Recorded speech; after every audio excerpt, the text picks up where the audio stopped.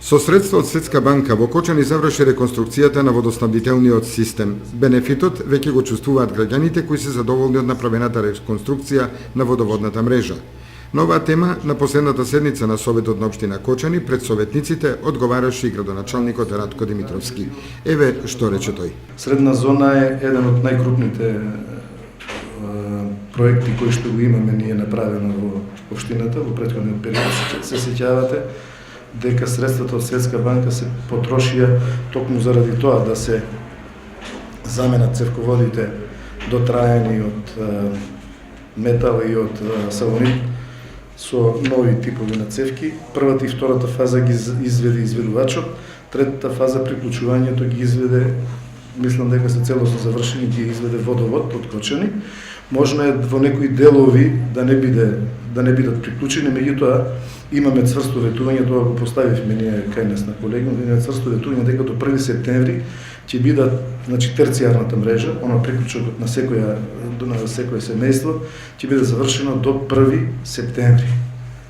Ајде нека не биде 1 септември, нека биде 15 септември, меѓутоа му се гледа крајот, а за кој конкретно станува збор, ако се некој така една година ров да стои, треба да дојде дека го урбана заедница, со председателот на урбаната заедница можеме да интервенираме кај сите. Сакам да искористам оваа прилика сега за тоа што сме присутни со проблемот на водоснабдувањето од вчерашниот состанок, односно денешниот состанок кој што го имавме, е констатација дека во последните 3 дена потрошувачката на вода во општина Кочани е најголема досега во историјата на општина Кочани и комуналното предпријатие, значи доаѓа веќе до 240 литри во секунда, што е, повторувам, најголема потрошувачка досега, и од комуналното јавно предпријатие има еден апел да се штеди водата, иако знаеме дека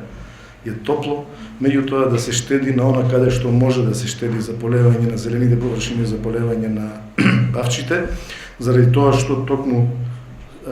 тие повисоки делови од било која зона, дали се од средна, дали се од висока зона, можат да останат без вода. А од друга страна да се стварат поголеми притисоци, па да имаме дефект во мрежата. И затоа ја користам оваа прилика и кај вас како советници, а во исто време и пред јавноста,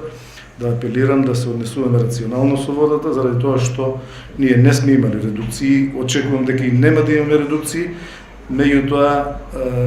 да сепак ја штедиме, заради тоа што